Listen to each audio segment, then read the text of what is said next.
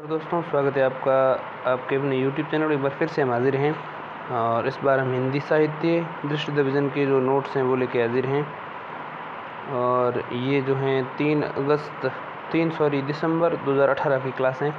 और उसके बाद जो हैं वीडियोज़ से ही क्लासेज चलती है, लाइव क्लासेज में सर ने वीडियो की सहायता से कहा है। तो फिर साहित्य जो है, साहित्य में सबसे पहले हम क्या पढ़ेंगे? जब भी साहित्य हमारे दिमाग में आता है तो इसमें सबसे पहले वांग में शब्द जो है साहित्य के लिए एक और चलता है। वांग में शब्द दो शब्दों से मिलकर बना है वाक धनमय। वाक मानी भाषा।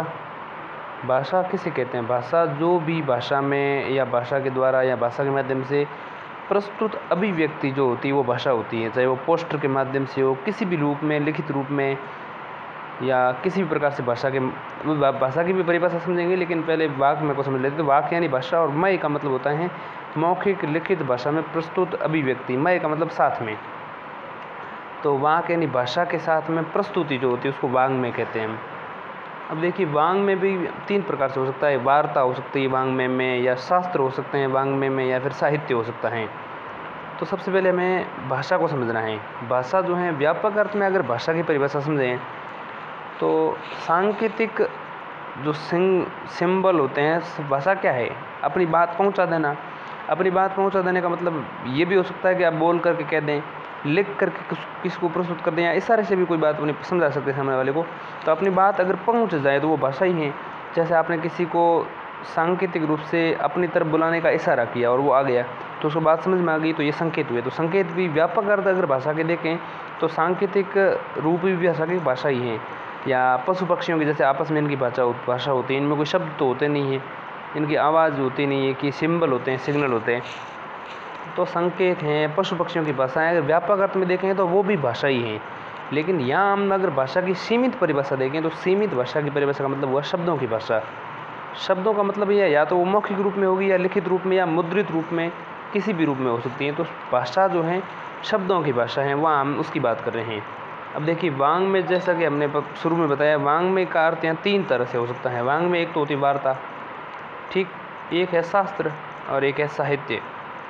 तो वार्ता का मतलब क्या है? वांग में वार्ता का मतलब बातचीत, ठीक। और बातचीत में शब्दों से ज़्यादा महत्वपूर्ण अर्थ होते हैं, ठीक, ध्यान रखिएगा। बातचीत में, वार्ता में शब्द से ज़्यादा महत्व अर्थ का होता है, अर्थों का महत्व होता है। ध्यान दीजिएगा, यहाँ पर अर्थों का ज़्यादा महत्व होता है। वार्ता में, बात में शब्दों का इतना महत्व नहीं होता है। जैसे एक बात कह रहा हूँ मैं, एक किसी बात की कि 2 बालक आपस में बात कर रहे हैं, सपोज दैट कि वो तो मूर्ख है, वो तो गधा है। अब गधे का मतलब यहाँ शब्द का अर्थ अगर देखें तो गधा वो 4 टांगों वाला, 1 पूँछ वाला पशु। लेकिन यहाँ गधे का मतलब पशु नहीं, यहाँ शब्द से ज़्यादा इसका मतलब जो है वो समझ में आना चाहिए। शब्द यहाँ जो है वो तो गधा है, लेकिन अर्थ जो है वो मूर्ख की तरफ प्रस्तुत कर रहे हैं। तो बातचीत में जो है अर्थ ज़्यादा महत्वपूर्ण होते हैं, शब्द ज़्यादा महत्वपूर्ण नहीं होते हैं। बहुत सारे मुहावरे जिस तरह से होते हैं ना, 9 2 11 होना, तो यहाँ 9 का मतलब 9 गिनती वाले हैं, 2 का मतलब 2 हैं, और 11 होने का मतलब 9 और 2 जोड़ के 11 हो जाते हैं। इस तरह से नहीं है। मुहावरे का जो भी तरीका होता है ना वो वार्ता में आता है, बातचीत में आता है, और बातचीत से ही मुहावरे बने हैं। अगर बात ना होती तो मुहावरे न बनते शायद। तो अर्थों का महत्व कम होता है, अर्थों का महत्व ज़्यादा होता है वार्ता में, शब्दों की बजाय। ध्यान दीजिएगा। दूसरा जो वांग में का तरीका है वो है शास्त्र। शास्त्र में कुछ भी हो सकता है, जैसे विज्ञान भी एक शास्त्र, जैसे भौतिक शास्त्र या रसायन शास्त्र या राजनीति शास्त्र, कुछ भी जैसे जो शास्त्र होते हैं जिनमें एक सैद्धांतिक भाषा होती है, जिनकी उनकी बातें सैद्धांतिक होती, और वहाँ शब्दों का अर्थ जो होता है अर्थ से ज़्यादा महत्वपूर्ण आता है। मतलब यह है कि शब्द आप बदल नहीं सकते, वहाँ एक स्पेसिफाइड अर्थ हैं। जैसे एक रसायन शास्त्र, रसायन शास्त्र में आयन का जो अर्थ है, आयन का जो अर्थ वहाँ पर है वो विशिष्ट अर्थ हैं। वहाँ पर आयन का एक मतलब है, फिक्स अर्थ हैं, ठीक। और गणित जैसे शब्द है, तो गणित में गणित शास्त्र है तो उसमें एक आयत का मतलब है, तो वहाँ पर आयत का मतलब एक फिक्स है। आयत एक विशिष्ट तरह की आकृति है। वहाँ पर शब्दों का अर्थ जो है, शब्दों का जो महत्व होता है वो अर्थों से ज़्यादा होता है। शास्त्र में शब्दों का महत्व होता है, वार्ता में अर्थों का महत्व होता है। और तीसरा जो वांग्मय का प्रकार है वो है साहित्य। और यहाँ पर साहित्य में जो है, वांग्मय का साहित्य ऐसा हिस्सा है वाङ्मय का तीन हिस्से, जैसे मैंने बताया, वाङ्मय में वार्ता है, शास्त्र है और साहित्य है। तो साहित्य वाङ्मय का वह हिस्सा है, वाङ्मय का ऐसा हिस्सा जो शब्द और अर्थ के बीच में महत्व की प्रतिस्पर्धा हमेशा होती रहती है। मतलब ये समझ लीजिए कि वाङ्मय में शब्द और अर्थ हमेशा एक दूसरे के साथ टक्कर में रहते हैं। अब मैं तीनों की परिभाषा अगर बताऊं, वार्ता अथवा बातचीत वाङ्मय का वह हिस्सा है जहाँ केवल अर्थ का महत्व होता है। वार्ता अथवा बातचीत वाङ्मय का वह हिस्सा है जहाँ केवल अर्थ का महत्व होता है, शब्दों का नहीं। इसलिए हम शब्दों को बदल करके भी सामान्य बातचीत कर सकते हैं, इससे अर्थ में बदलाव नहीं आता है। जबकि शास्त्र वाङ्मय का वह हिस्सा है जहाँ भाषा व्यवस्थित एवं सटीक रूप में आती है। इसमें शब्द अत्यंत महत्वपूर्ण होते हैं और अर्थ उन्हीं पर टिके होते हैं। इसलिए किसी पारिभाषिक शब्द को बदलते ही अर्थ की क्षति हो जाती है, उसको हम कहते हैं शास्त्र। अब देखिए तीसरा है साहित्य। तो साहित्य शब्द का क्या अर्थ है यहाँ पर? वाङ्मय का तीसरा हिस्सा साहित्य, और जैसा कि मैंने बताया साहित्य में अर्थ, शब्द और अर्थ की हमेशा जो है टक्कर चलती रहती है, प्रतिस्पर्धा होती रहती है। तो वाङ्मय का तीसरा हिस्सा साहित्य, और सबसे पहले साहित्य जो है उसमें शब्द और अर्थ लगभग बराबर महत्व के होते हैं, वहाँ प्रतिस्पर्धा होती रहती है। अब साहित्य को अगर हम समझे तो साहित्य शब्द का अर्थ क्या है? साहित्य शब्द जो है वो दो शब्दों से मिलकर बना, सहित और य उपसर्ग से। तो सहित ये बन गया साहित्य। और साहित्य का मतलब है हित जिसमें सम्मिलित हो, स यानी सम्मिलित, हित यानी हित जिसमें समाज का हित सम्मिलित हो, समाज के व्यापक हित की भावना जिसमें हो, उसको हम साहित्य कहते हैं। तो एक तो साहित्य का गुण ये होता है कि शब्द और अर्थ बराबर महत्व के होते हैं, प्रतिस्पर्धा चलती रहती है। दूसरा साहित्य का गुण है कि उसमें समाज के हित की भावना होनी चाहिए, सहित होना चाहिए। और तीसरा साहित्य का महत्वपूर्ण गुण है वो है रमणीयता या सौंदर्य। रमणीयता या सौंदर्य जो है वो कल्पना पर टिका होता है। तो जितनी ज़्यादा कल्पनाएँ जिसमें शामिल होगी वो साहित्य उतना ही रमणीय होगा, उतना ही सौंदर्यपूर्ण होगा। तो साहित्य की परिभाषा गणित की तरह वस्तुनिष्ठ नहीं हो सकती, वस्तुनिष्ठ गणित की तरह नहीं हो सकती, किंतु साहित्य का संबंध सौंदर्य शास्त्र और आत्मनिष्ठता से है। साहित्य का संबंध जो है सौंदर्य शास्त्र और आत्मनिष्ठता से है। वस्तुनिष्ठ का मतलब ये हुआ कि जब किसी चीज़ का महत्व वस्तु पर टिका हो। वस्तु का मतलब ये है कि चाहे वो किसी के लिए हो, वस्तु हमेशा एक जैसी है। जैसे सपोज दैट बाहर कोई गधा खड़ा है, अब ऐसा कोई नहीं कह सकता कि मेरे हिसाब से वो बकरी है, नहीं है, क्योंकि वो गधा ही है।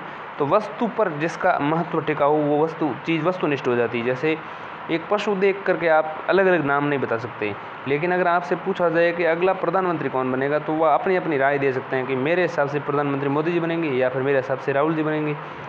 तो अपने हिसाब से आप चीज़ें बता सकते हैं, और वो होगी आत्मनिष्ठता। आत्मनिष्ठता का मतलब अपनी राय। अब मैं आत्मनिष्ठता और वस्तुनिष्ठता को भी आगे समझेंगे विस्तार से।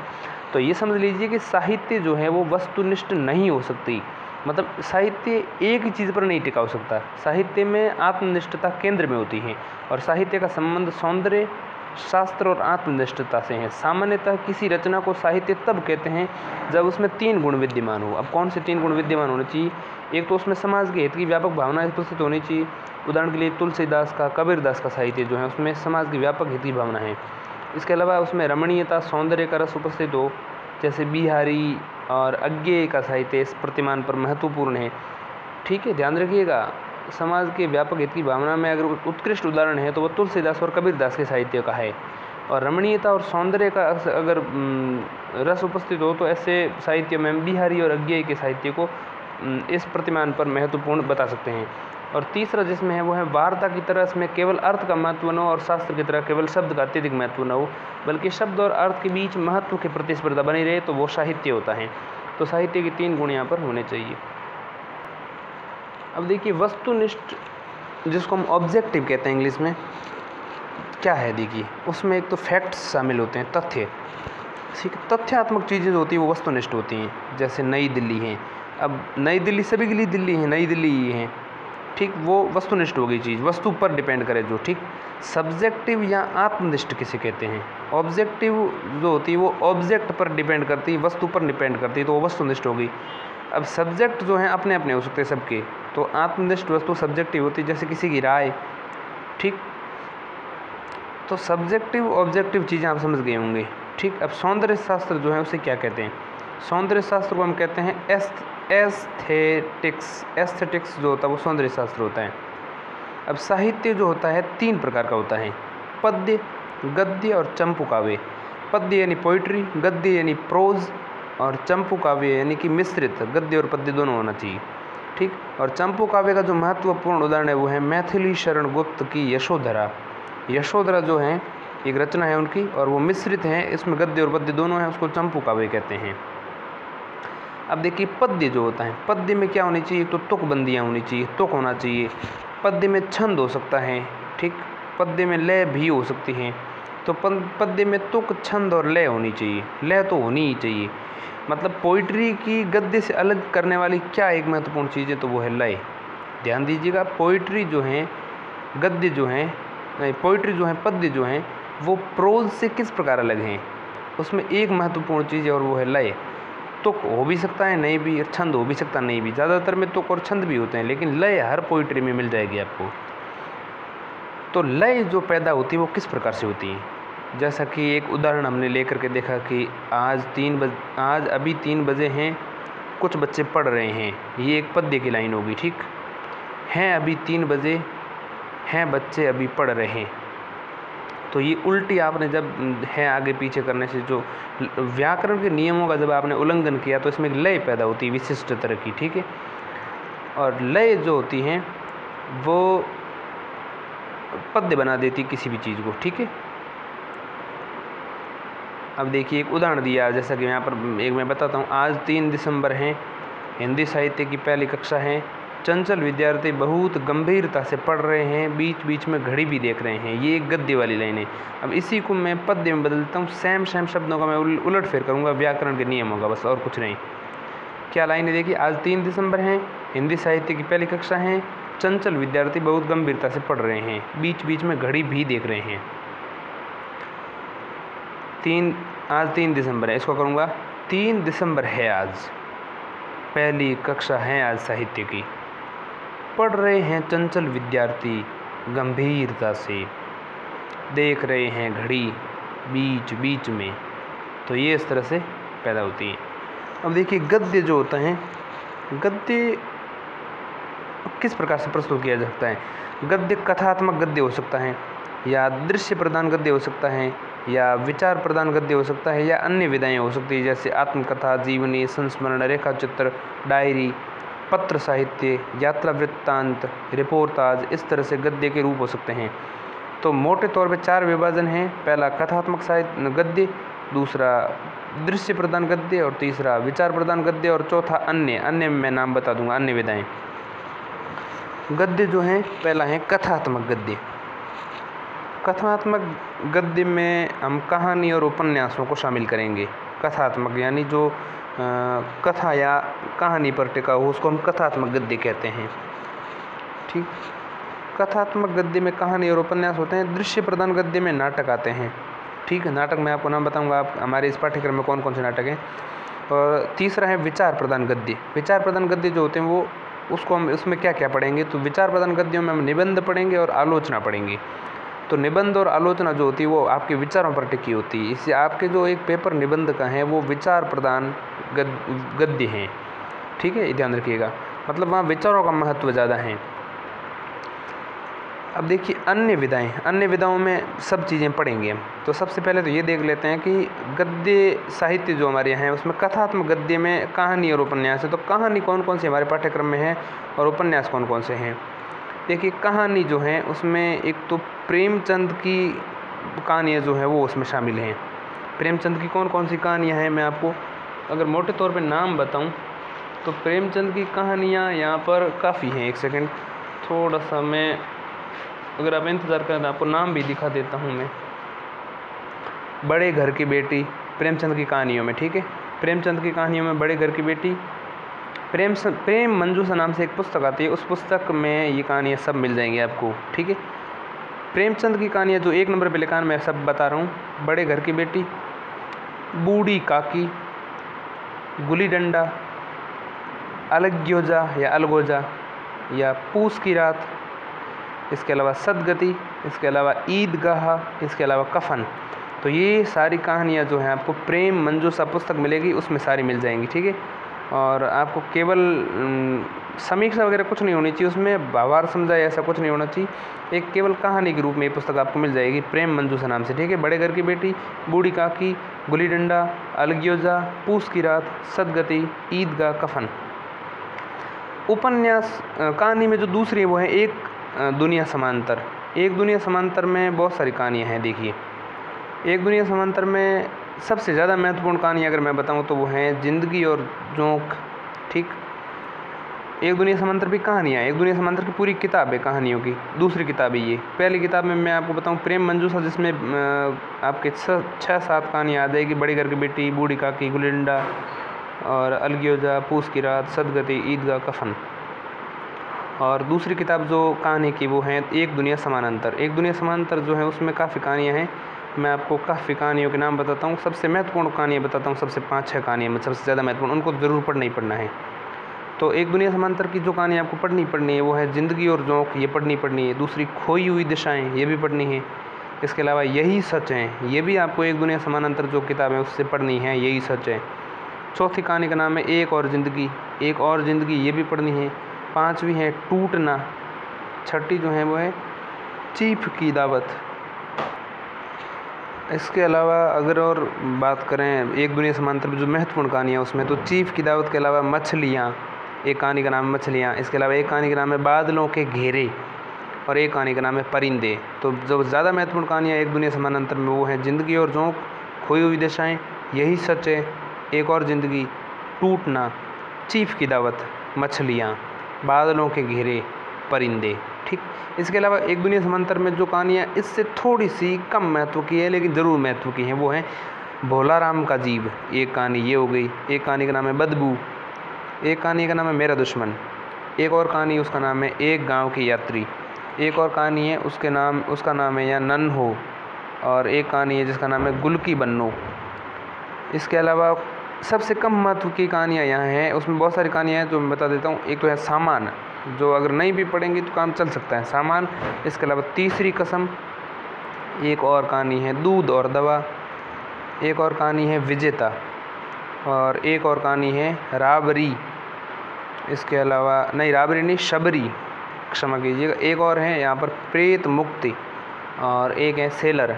तो मैं सारी बता देता हूँ। सबसे ज़्यादा महत्वपूर्ण आप जिनको नोट कर लें, ज़िंदगी और जोंक, दूसरी खोई हुई दिशाएं, तीसरी यही सच है, चौथी एक और ज़िंदगी, 5वीं टूटना, 6ठी चीप की दावत, 7वीं मछलियाँ, 8वीं बादल के घेरे और 9वीं परिंदे। ये 9 तो पढ़नी ही पढ़नी है।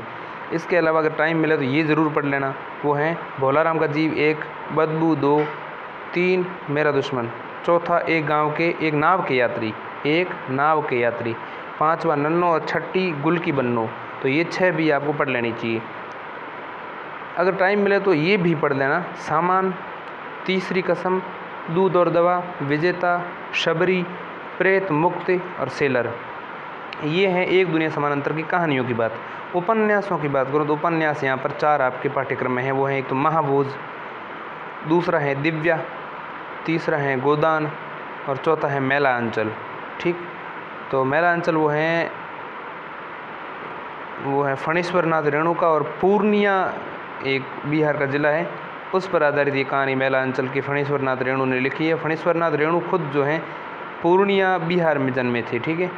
तो उनकी ये मेला अंचल जो है एक तरह से बिहारी टच लैंग्वेज में थोड़ा लिखा हुआ, तो उसको आप ज़रूर आनंद लीजिएगा। गोदान प्रेमचंद का है। दिव्या जो है, इसके अलावा महाभोज जो हैं, ये आपके पाठ्यक्रम में है। दृश्य प्रदान की बात करूं तो उसमें नाटक आता है। नाटक में आपकी एक तो भारत दुर्दशा, ठीक। इसके अलावा स्कंदगुप्त, ठीक। भारत दुर्दशा, स्कंदगुप्त और आषाढ़ का एक दिन, ये 3 नाटक हैं। विचार प्रदान गद्य की बात करें तो विचार प्रदान गद्यों में एक तो निबंध है, एक आलोचना है। तो विचार प्रदान गद्यों में निबंध जो है उसमें एक तो चिंतामणि और निबंध निलय। तो चिंतामणि और निबंध निलय जो हैं ये निबंध हैं आपके, इनको जरूर पढ़ना है। और गद्यों की बात करें तो इसमें आलोचना गद्यों में जो विचार प्रदान गद्य हैं उसमें आलोचना, निबंध और आलोचना दोनों ही विचार प्रदान गद्य होते हैं। निबंध में बता चुका हूँ चिंतामणि और निबंध निलय ये। और दूसरा जो है आलोचना में एक तो समीक्षा या समालोचना जो होती हैं वो आलोचना में आ जाती हैं। तो समीक्षा और समालोचनाएँ अगर हैं तो वो भी पढ़ेंगे। इसके अलावा गद्य साहित्य में अन्य जो चौथा प्रकार है वो है अन्य विधाओं में आत्मकथा, जीवनी, ठीक, आत्मकथा और जीवनी में क्या अंतर है? आत्मकथा जो है व्यक्ति खुद लिखता है अपने जीवित रहते समय में, जीवनी जो है कोई दूसरा लिखता है, किसी की जीवनी वो जीवित रहते या मरने के बाद भी लिखी जा सकती हैं। ठीक है, सामान्यतः जीवनी मरने के बाद में लिखी जाती है, हो सकता है वो जीवित रहते भी लिखी जा सकती हैं। इसके अलावा संस्मरण अन्य विधाओं में, ठीक, जैसे कोई याददाश्त हो मान लो किसी की, तो वो याददाश्त में याद जो उसकी चीज़ें पुरानी यादें वो संस्मरण लिख सकता है। इसके अलावा रेखा चित्र, तो रेखा चित्र जो है वो भी लिखा जा सकता है। इसके अलावा डायरी भी लिखते हैं कुछ लोग, पत्र साहित्य हैं, यात्रा वृत्तांत, रिपोर्टाज। पत्र साहित्य मतलब कुछ इम्पोर्टेंट लेवल के पत्र, ठीक, जैसे पंडित जवाहरलाल नेहरू के पत्र उसकी पुत्री जो हैं इंदिरा को जो लिखे थे वो इम्पोर्टेंट पत्र हैं। यात्रा वृत्तांत देखें तो यात्रा वृत्तांत यात्रा का जो आपने जिक्र किया वो, इसके अलावा रिपोर्ट, आज आपने कोई रिपोर्ट तैयार की तो वो, ये तो है आपके इसकी बात। अब हम बात करते हैं सबसे पहले कहानी की। क्या है कहानी? कहानी जो है उसके आपके सबसे पहले तो ये देख लो कि इस हिंदी साहित्य में पेपर 2 हैं। प्रश्न पत्र 1 जो है उसमें तो कहानी का इतिहास दे रखा है, प्रश्न पत्र 2 में आपके 2 पुस्तकें हैं कहानी की, ठीक, जैसा कि मैं बता चुका हूँ ऊपर, दोनों किताबों के नाम भी बता चुका हूँ। पहली किताब का नाम मैंने क्या बताया? पहली किताब का नाम है प्रेम मंजूषा,